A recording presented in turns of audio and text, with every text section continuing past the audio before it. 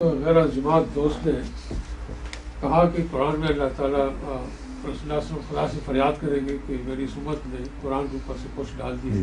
ठीक है। तो मैंने उनको जवाब दिया कि मैं समझता हूँ कि उनके ज़माने में तो रसूलुल्लाह सल्लल्लाहु अलैहि वसल्लम के सहाबा ने नहीं डाला था, भेड़ बकरी की तरह ज़बह हो गया, लेकिन कुरान की हिफाजत की और कभी नहीं किया।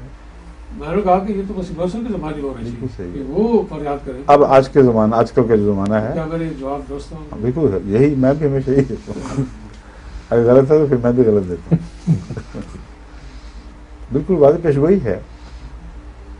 और फिर दूसरी जगह है कि इसको पारा पारा कर लिया है, टुकड़े बना दिया है, जीन, जिसका मतलब यह है कि किसी ने कुरान का कोई माने ले लिए हैं, किसी ने दूसरे ले लिए हैं।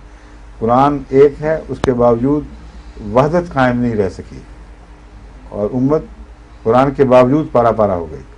ये जो अहले कुरान है सो कॉल्ड, उनको मैं बताया करता हूँ कि यह आयत भी पढ़ लिया करो कभी। तुम कुरान के कायल हो कि कुरान को कैसे छुटला सकते हो?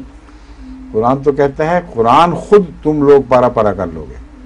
तुम इकट्ठा कैसे करेगा वो कुरान, जिसको पीठ के पीछे फेंक बैठे हो, और पकड़ो तो एक टुकड़ा पकड़ो उसका।